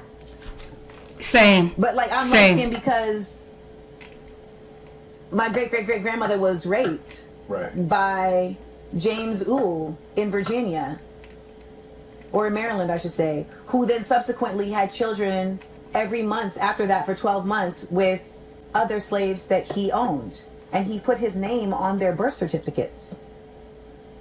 And this means that I'm also possibly related to Robert E. Lee. I am light-skinned because my great-grandmother on my mother's side was raped by her boss when she was a maid in Grenada. So the future is wow. not just going to happen. You have so to then there's that, right, guys? We oversimplify in a way that feeds this white supremacist ideology, instead of looking to each other to say, how do we starve it with love and loving each other? Right. So, you know, I am not colorist. There are many times where I have had to consciously remove myself from spaces because these people don't know what they're talking about, and they're like, well, you're black. You know, like this designer in Russia wanted me to be the face of her Africa campaign. I said, ma'am, the only way I can do that is if I am partnered in equal level with a dark-skinned person from the continent. Right. And they were like, oh, you're just doing too much now. We don't even see race. Don't you just love that one? Okay, currently you're on Kevin Hart's LOL network. Okay. You done with that? That ended like 2 years ago. What? Kevin, people's taking shots at Kev. I know Kev a little bit. But I think he's great at what he does. I know he's an extremely hard worker. He puts a lot of time into his craft, and he's built a platform that tries to elevate people. Oh Lord. I think that's his goal, but I don't know that his staff has the same fervor for that he does. Okay. And I don't know that he's I'm saying this literally, like I don't know if he's necessarily empowered them to do that. Mm-hmm. I literally don't know. I know that he voiced his intentions to me, Mm-hmm. but they were unable to be carried out. Right. And I have no hard feelings. Kev looked out for me in a situation that was, Live Nation tried to like cancel my whole tour. And Is she a comedian? I had to call people I know that, got She's the not a juice. comedian, right? And Vouch for you. Kev answered the call. That's unbelievable. And it was a time where I didn't have other jobs. So if I didn't do them shows, there was no money. Right. Because my man made no money. And he wasn't trying to make no money. So I was the only one making the money. Right. And I remember sitting in my living room, like, staring off into space. And he came in because I was quiet. And if Amanda's quiet, Yeah. we in the problem. And my man my ex, he came in and was like, you good? And I was like, no. Because if I don't do these shows, we will not have money Right. for the bills. And so I really appreciate Kev, because he didn't have to do that, and he did. Good for you. Bring the funny. You spoke highly of that. Chrissy Teigen, Jeff Foxworthy, Keenan Thompson. I do have a radio show now, though. Okay, so about she it. got so she What making do you- some money. what do you like about the radio show now? Because you're very opinionated. You have a lot to say, and when you're on the radio, you get to take your time and go. Tell us about your radio show. People that are listening, Amanda, for the first time, what can they expect? To listen, laugh, and learn. They gonna laugh and they gonna learn all day long. I love my radio show. Mm-hmm. Radio One Reach Media, they've just been such great partners. It really showed me what it's like to work in a place that sees you. All right. That came correct from day one. I never have to convince them of anything. They respect my wisdom about things. They respect my awareness about things. So I don't have to, try to win over. And I always thought that my own show would be a TV show, but it's a radio show. And it ends up being so much better because I have so much freedom. And I get to speak to people. We're right now we're syndicated in a number of cities, including DC. We're on Magic in DC. We're on 103 in Philly. so we're we're in about to Houston come on the to the box. brink. Right. We're in major markets. And I just didn't realize that people You hear really that listen siren, to y'all? TV. That siren in the back? It's People twice. really be listening to It's radio, siren Shannon. twice. And so it's just been really great to see how many people, so we do a word of the day where I teach a vocabulary word. And this bus driver, I went to Selma for the commemoration of Bloody Sunday. And this bus driver in Alabama, because we were on in Muscle Shoals, she was like, I just want you to know that I play your radio show in the bus for my kids. Wow. And she was like, That's my what's favorite up. segment is the vocab segment. Right. So I have my co-host Supreme, and I just make it my business. I take it very seriously that a lot of people are only getting this news from me. Mm-hmm. So I just make it my business to be very fact-based and then opinion. Right. Because I think we've gotten in a world where we can't really tell when it's facts and when it's opinion. Yeah. She ain't never lied on that one. Very. Plus, with the AI, it makes it even worse. He got on Chime too. Shay Shay got them. He got them affiliate links going on, don't he? Who else is in Chime? Who else had Chime? Was it Chime? It was The Rock. The Rock also had Chime. I saw it on TikTok. So one of these comments. So while he's doing that, I think we're gonna. It's about 20 more minutes left. It's just to give y'all some of the comments. To be misunderstood is so exhausting personally and professionally. That's true.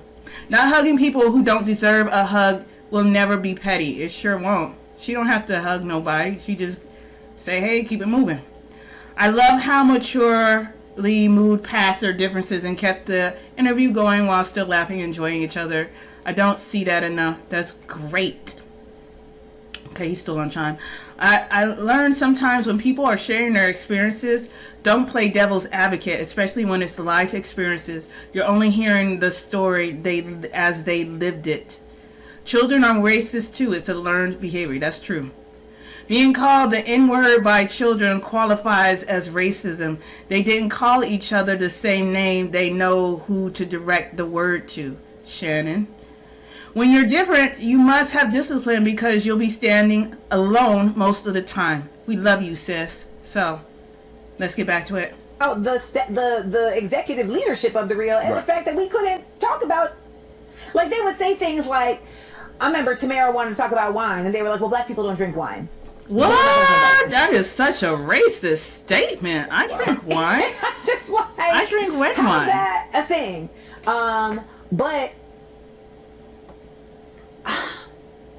I don't want to say that I didn't have a good time at the Real. It's just that I walked into it and I got blindsided. That's really what happened, Shannon. I got blindsided. I thought that this was going to be a space where I could like really be myself, because when I would guest host, they were so embracing. Right. And it just ended up not being that. But you know what really happened at the Real? I reminded those women of their voices. That's what they always tell me. Because they had gotten so used to the bull that they had just laid down their swords. And so I get there and they would be happening and I'd be like, oh, hell no. Right. And they'd be like, well, we didn't even know we could say no. I'm reading, and I read this, and I'm like, when I was doing about the black publications, no, that spoke out against you.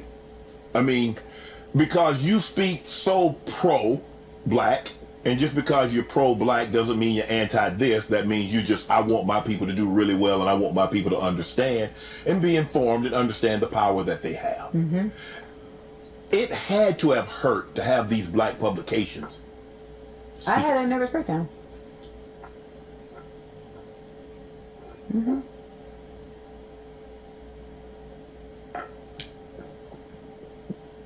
She's quiet too. She's gonna start crying.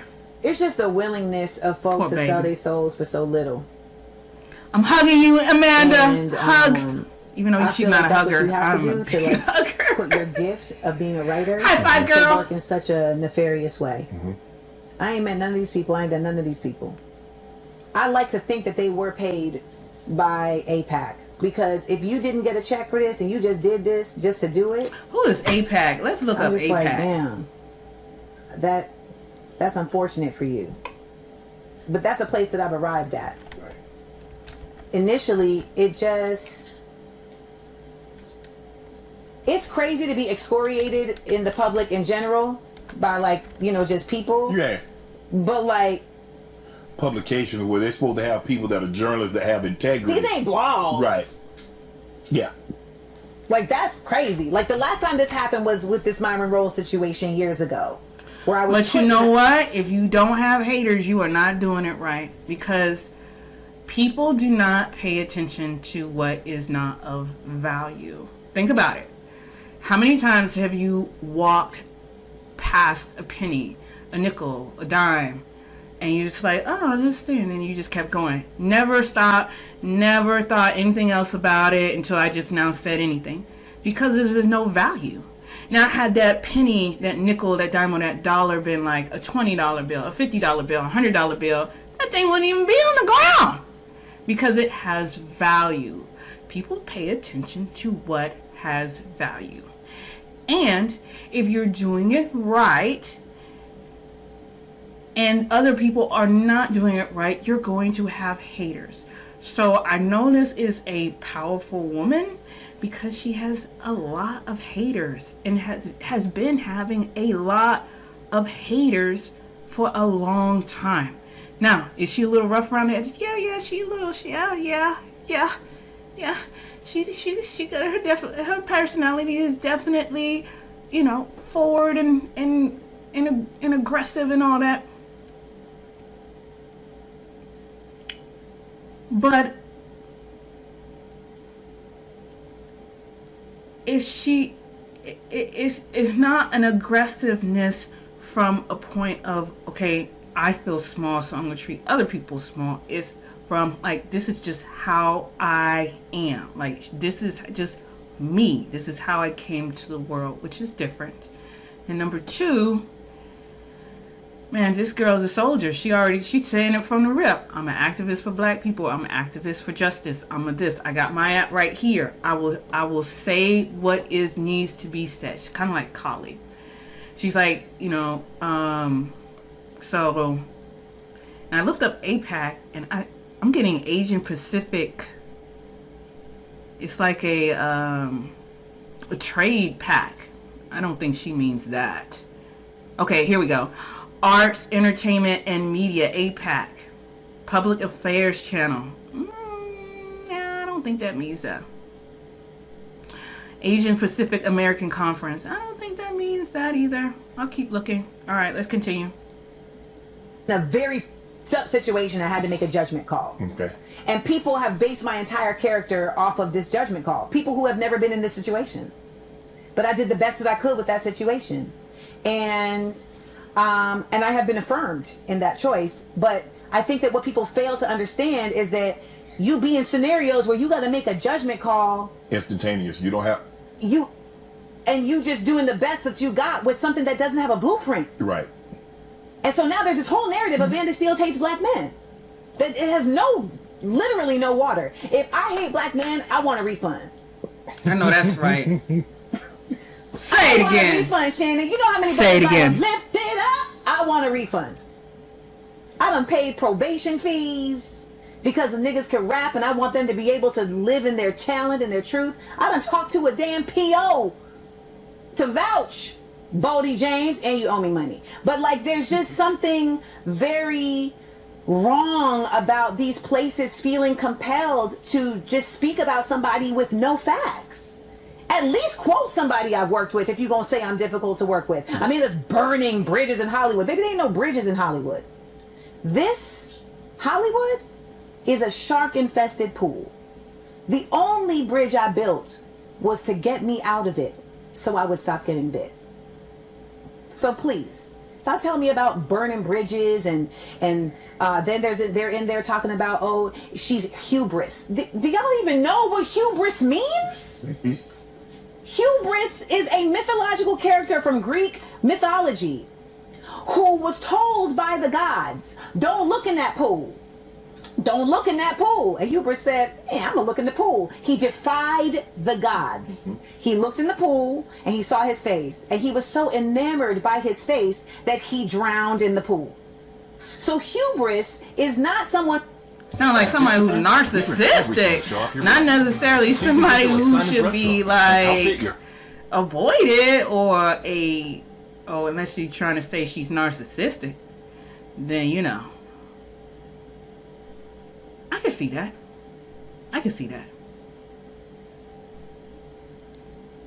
Who is necessarily enamored by themselves. Hubris is the story of a person who defied God. Now you tell me in this whole interview, where have I showed you that I'm somebody who is defying God? I live by God. Right. I am spoken to by God. It could be because you're like narcissistic. So don't tell me about these words. So journalists using these words so gratuitously is dangerous. It's so dangerous, and I am obsessed with words. I'm obsessed with words, Shannon. I love them so much. Her and my brother will get along very well. If you are somebody of a religion, you live by the word. Her and my brother, whether it's the word of Allah or the word of the Bible. You know, if you're somebody who's a lawyer, you understand that this Constitution and the words that are not in it are what continue to keep us oppressed. Words matter. So to have all these people using these words that I love so much against me damn near killed me. Thank goodness I'm on Lexapro.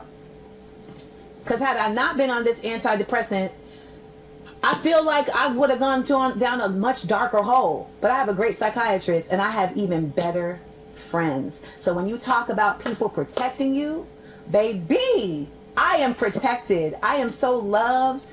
And Good that's for why you. it's so wild to see people saying I'm not likable. You are right. I'm not likable. I am lovable. I am so loved. And it's like I'm in a place right now where for the first time in my life, I feel like the love for myself and the love people have for me are at the same level. And I've never experienced that before. And it took a long time for me to learn that I even had the right to love myself. You know, people say these things like, oh, don't be full of yourself. You better be full of yourself. I know that's right. You better be full of yourself, because then what are you full of? You don't want to be hollow, and you also don't want to be full of everybody else's validation of you. That's right. Because who are they? Right. That's what I tell my son. I said the stereotypes that everyone has put on you is nothing but limitations. Don't let the limitations and the stereotypes that other people put on you stifle you from your dreams. That's what I tell him. They will run away. When shit go low and they gone, you're empty. You better be full of yourself. And I have had to learn, as somebody who had a nervous breakdown and was brought to the bottom, and realized that all of my confidence was built on other people's thoughts of me. Other people's validation. Everything. And I had to build myself back up. And luckily I had a therapist who taught me to do that. Good for and you. I had to build myself back up. And so I tell everybody now, like, no, please be full of yourself and love yourself. And, you know, particularly women, we're not told that we're allowed to name ourselves. Right. I am a genius. I'm a gifted performer. I am a gifted person. I am a creative genius. I'm generous. I am giving. I am kind. I'm funny. I'm delightful. Like, these are not things that I need to wait for somebody to say about me. I know these things about myself. Aren't we supposed to be God's children? Yeah. Yep. And that's not based in religion. That's just based in understanding. That's how I live. I as a spiritual person, I believe I am a child that was made of something other. I don't know what we were made of, but I know that I feel like I was made of something supernatural. And I have a responsibility in that to live at my best. And people don't want to let you grow. People don't want to let you evolve. People don't want to let you find better ways to exist. People are talking to me about from 2005, some interaction they had with me for 30 seconds in 2005. Now you tell me, are you judging people based on a 30-second interaction? No. Because why? You might say we had a bad 30-second interaction. Right. That's it. I'm probably gonna never see that person again, so I don't have a The same week, reaction one way the or same another. week that people are telling in these articles, Amanda Seales is so terrible. She has boundaries, etc. The same week they talk about Anthony Mackie. Why don't let that man have his boundaries? I'm like, I can't call it. I can't call it, and I've decided to stop trying to call it. There you go. That's how you do it, girl. That's how you do came that. to the defense, though. Yes, she did. Because I'm loved by the people I love, and that is the biggest honor. Queen Latifah, Dana Owens. Okay? Can you help me understand this? I wasn't ready for that. Sometimes, and it's happened before, people in our community forget that they're black. And they try to appease a group of people that's probably never going to embrace them. And once they realize that, guess who's the first group to take them back? The black people. I don't know her. You know, I ain't say nobody's name, Amanda. You don't even know who I'm talking about. I don't know. How you know who I'm talking about? But we've seen this happen before. Rest his soul, O.J. Simpson. You know, he had the famous quote, Yeah. I'm O.J., I ain't black. Yep. Even Michael Jackson went through what he went may through. be talking Rest his soul. about what's her name? Even Kanye had to be reminded. That's a Raven chick. And Raven now Simone. Miss Owens, who, I don't want no black pilots, I don't want this, I don't want that. And now we can't keep off our black media station. When before she gave us her butt to kiss.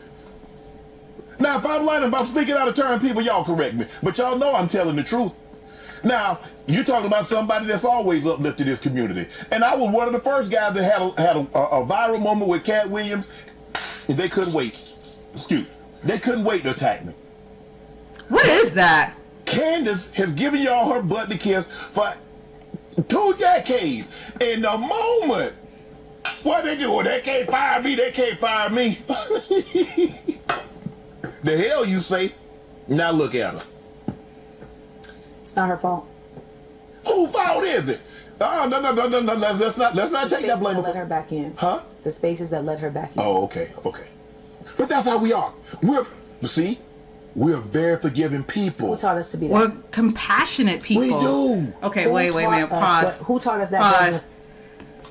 Okay, so we are forgiving people because we are passionate people. we are water people. Water people are emotion. Water people are, African people are, their element is water. This is why they're so sensual. This is why they make the best tantra persons, because their element is water. Native Americans are earth. Asians, Orientals, air, which is why they can kick butt in martial arts, because they're air people. And Caucasians are fire people. This is why we're compassionate. That is our strength. It is not going to go away. It is what they see in Africa is the same way. It is so much compassion. The part I don't understand is why we have less compassion for ourselves than we do others. I know they're saying here, like, you know, That's just why they chopped those noses off of the Pharaoh and the Sphinx in Egypt in the first place, is because without this nose, we can tell you this is whoever it is. But with that nigga nose, it can only be niggas. the black community took her back and all that. But at the same time, that's after she left, right? But those of us who are like still in the African community, crabs in a barrel mentality. I got mine, you better get yours. Like there's like, I don't know, at times we're extremely compassionate, especially for those in other races, but when it comes to ourselves, that compassion seems to go out the door, which I wish we would change that about each other. But that's the reason why black people are water people. Their element, there's different races that where the element is the most strongest, and water is one of them. And water is compassion, because water deals with emotion, and compassion is a higher emotion. Forgiveness. Do I need to do the lesson? No, because I know. Them slave owners taught us that version of forgiveness. They gave us a Bible called the Slave Bible. And this Bible had parts of it taken out. It had the parts of uprisings taken out. It taught about forgiveness because they needed to make it okay in their minds. No matter how bad I treat you, at some point in time, I need you to forgive me for the wrongs I've done against you.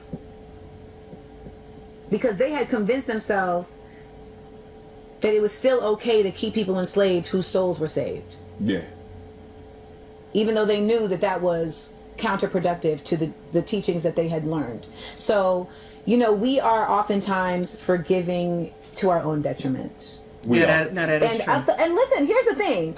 You know what the thing about forgiveness is that you should absolutely forgive people who ask for it. Right. Right. Who ask for it. And I'm okay with that. I'm okay to forgive. Redemption, I don't baby. forget. I just move on. But redemption requires action. Mm-hmm. There are restorative justice practices that have to be implemented in order for atonement to truly take place.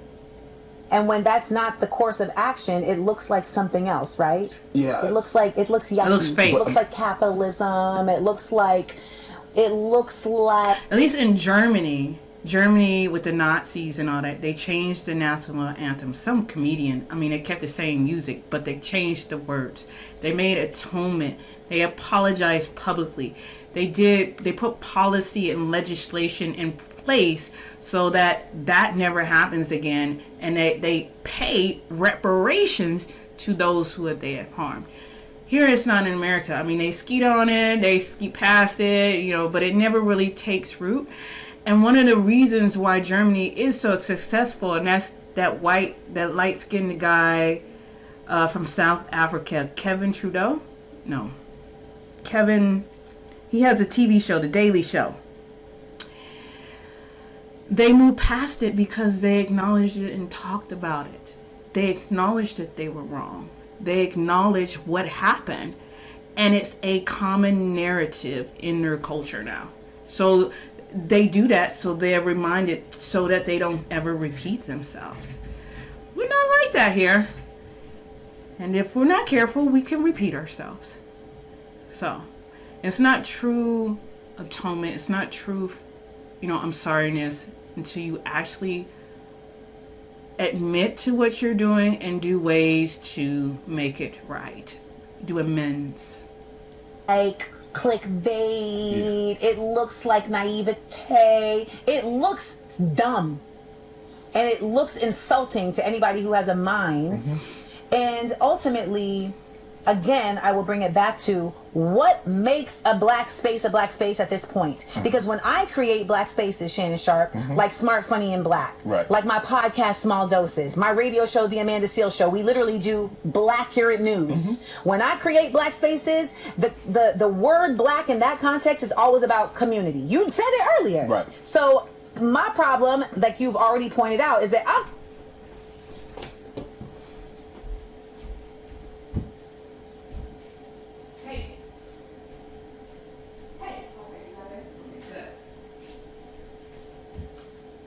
How was school? School's all right? Okay. Sorry, y'all. Had to see about my son.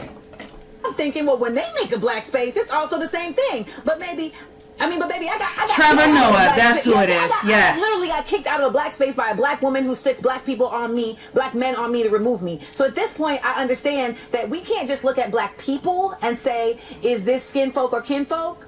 We got to look at black spaces. Is this skin folk or kinfolk? And all of these black media spaces that took her back in, all of these black media spaces that have just excoriated me for weeks, I look at them and say, you are simply black by name because you are white by commerce.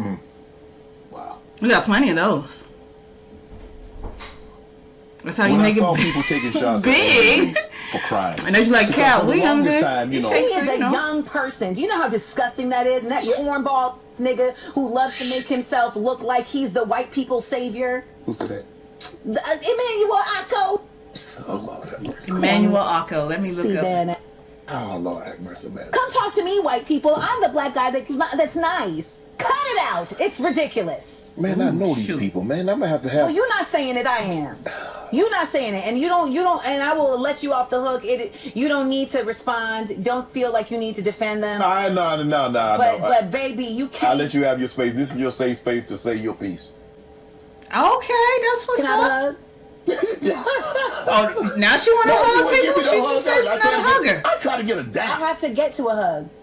And now I'm there. Can I have a hug? Yes, you can have a hug. Aww. Thank you. Okay. Dang, that was quick. I feel good. Good. I feel good. Good. You hosted the BET Awards in 2020 In my house. and ain't been back. She hosted BET Awards in 2020. That's why you were so successful on the field. Why? Ain't nobody told you why you ain't been. You can't host no more. You can't. Well, the internet told me that I haven't been back because I'm not likable.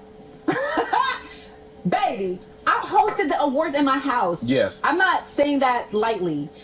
COVID was happening, and the stylist, their assistant tested positive, ended up being a false positive, but it tested positive, and 2 days before, I had to host the BET Awards in my house.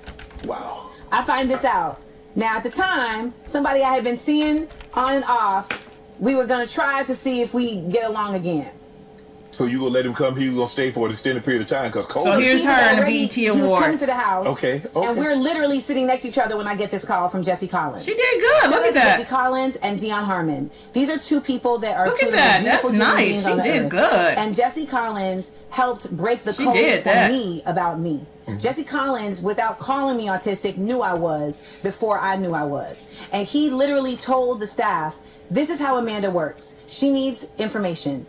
That's what she needs. Lots of it. She just needs the information. And once she has the information, she's fine. Right. So let's just give her that. It doesn't take anything away from us. But some people feel like giving information is like some power struggle type shit. It is. Right. But he tells me this, Shannon. So this man, Bodie James, is at my house. Bodie Check this James. out. I'm going to show you how I afforded Who this is Bodie James? Let me look him up. Bodie James. Bodie James. Bodie James. Can we skip this? Can we skip it? We can. Skip it. Boom. And he's like, I don't do physical labor. I'm like, Lord, child. Bodie James. So I get him a check.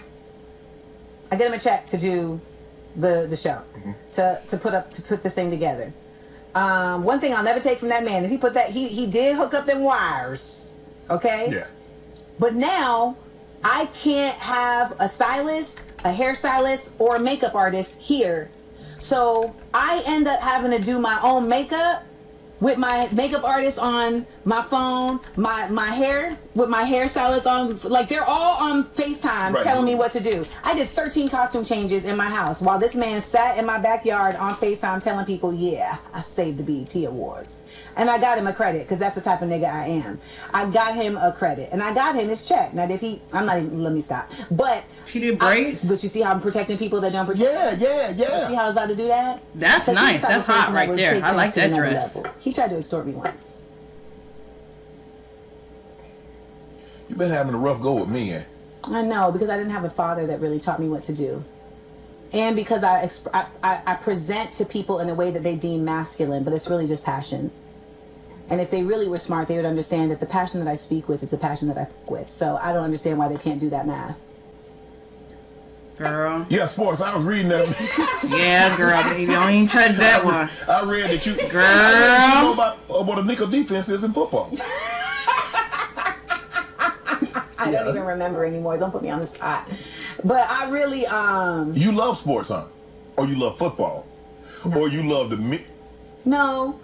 I appreciate sports. Okay. The sports that I love, it wouldn't be fair to say I love football because it's not even close to my love for gymnastics. Okay. You know, I respect football. I respect basketball. I mean, I got a J.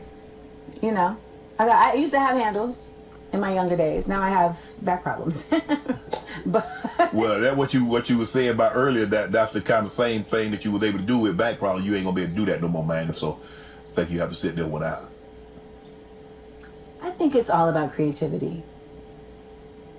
Here she go again. Gotta get that last word. You're talking to a comic. Like, whatever you say, I got something in the chamber. You know? That's the other part. I'm a really good mother comic. Did you know that? I did know that. I didn't know that. Yeah. I didn't know that. Okay, well... I mean, I have my special, I be knowing, but this I have to check out her special, y'all, because I never... With this. I have to check out her special. I go on stage, and I don't even prepare no more. I just go to see. Right. Baby, I'm killing. You like that, huh? I'm really... Well, how about this here? Now, not to say I haven't had my L's. Yeah. There was a particular room in Los Angeles that I did take an L. But I have a different style of comedy than that room was expecting. Right. Dating in 2024. I am single. You ain't... Who's hollering at me, Shannon? Who is hollering at me? Who? Let me ask you this. How about this here? At this point... What type of man are you? What type of man would interest Amanda? Does he have to be scholarly, funny? He definitely have to be like hip-hop. But that needs to be one. Women like he funny. Definitely have to be He has hip-hop. to have character. And when I say character... If I knew her personally, I would set her up with my older brother. Because I think that would be a good match. Humanity. Okay. He has to like animals. Okay. He has to like music. Okay. He has to be curious. Because they are. Scholarly, but he has to be curious. Okay. She checking all the boxes. The thing about curiosity is it's not just about like education, but you have to be able to be curious about somebody else's feelings. You know, like that's the thing I feel like I run into with a lot of men. Like they not curious about, like, if I say I'm sad or if I'm saying I'm annoyed, like they go into defense. But really the next question should be, why? Why? And then there's a conversation. And I learned in my last relationship, I really, really worked on my toxic traits, you know, because we're all working to undo the things that shape us that we have no control over. Toxic woman. I'd rather skydive with her. Anymore. You have to put that one down. Whoa, man, this is not about me. Not me. Okay, thank you. This man said, I need to every morning. I'm like, whoa. You didn't say that to Ocho Cinco? You didn't say that to Ocho Cinco? Ooh, she saw it. She saw that. I said, I don't know if I Is that toxicity? To get a lean one in? Because the way you framed it, I'ma just say, Shannon. She's I'ma sensitive. just say, Shay Shay. The way you had said it was like, whether she likes it or not, this is my expectation. And sometimes the pussy ain't prime until prime time. And it's just like, damn, is that what the expectation is? Every morning? I mean, sometimes my pockets ain't prime, but she expect that. I know that's right. I can't speak to that. Yeah, see, that sounds like an escort. Yeah, I'm just saying. That sounds like prostitution. So I'm just saying, sometimes I ain't prime. That sounds like a different situation. So how about this? So you mean to tell me ain't no man? I know they sliding in your DM. They're not. Ain't no man in your DM. No. Have a been. There was one person in my DMs, but they're not really like into me. They're just like talking about professional stuff. But whatever. Ain't nobody sliding in your DM. I don't know if he has a girl. I'll ask you off camera. They slide in your DM. I'll ask you off camera. Lord. She's funny. No, they're not sliding my DMs because they're like, she's too intense. Right. And that's the thing. I feel like a lot of men holler at me because they want to tame me. Like they like it's like a game for them. Yeah. And like I had a dude I was talking to who was like, yeah, I like you because you're a challenge. I don't want to do none of that. I don't want discourse. I want intercourse. Like, please. She just said she don't want it every morning. On the couch. Hugged up, booed up. That's really what I don't want to fight. People be like, Amanda Seals in her tone. I'm talking to a phone, baby. I'm talking to a phone. I'm not talking to you. I'm talking to a phone. And if I say these idiots and you take offense to that, well, that's your fault. Okay, tell me, correct me if I'm wrong, if I'm out of place. Okay, you don't want kids, but you had your eggs frozen, correct? Yeah, because everyone's. You might maybe down the road. You meet the right guy. Meet the right guy. No, I don't. I don't want kids. Right? Hold on. You got to be willing to compromise. Not with my uterus. Okay, you can have a what they call surrogate. I don't want to have kids, babe. Man, say, babe, babe, who gonna take? He gonna say, babe, who gonna take care of us when we get old? Well, that's a really scary. Have you seen people in these nursing homes? My mama worked in a nursing home. That's what I'm saying. That's what the kids are for. The kids is visiting them in the nursing home. I know that's right. They sending them to the nursing home. The crib. Exactly. They're not doing it like that no more. That's not the case. Well, I'm not saying they're not doing it like that no more, but they ain't doing that a lot. Listen, if you're having kids so they can take care of you, I think that's unfair. I think that I agree. That's the thought process for a lot of people, right? Like, and I think it's unfair because it gives them a job. I have beautiful friends, and I don't consider age to be the only reason for I have friends that are in their 30s, right? That are in their 20s. Like, it's really about where your heart is at, right? And I will be fine. I will be fine. I will be taken care of, and I will be supported because I support people, and you get what you give, unless it's black media. But I froze the eggs because people force you. People really be on your head, like, just in case, JIC, just in case. Just in case, yeah. JIC. But let me tell you, that egg freezing process is a mother...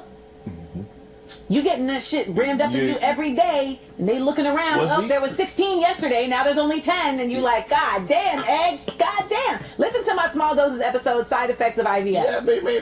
I mean, hens are gonna only lay so many eggs. I mean, how many things you think you gonna get? Don't ever call me a hen again. You think you get 30 eggs per day for 2 months?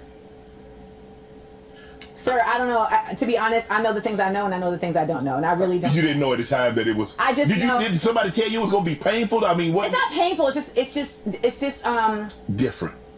Uncomfortable. Yeah, like it's just so invasive. Yeah, it's so invasive. Okay. It's so invasive. Like today, my podcast episode about the sexual assault I experienced comes out today on Small Doses, and it's like it's a similar type of it's invasive. Right. You feel invaded. Right.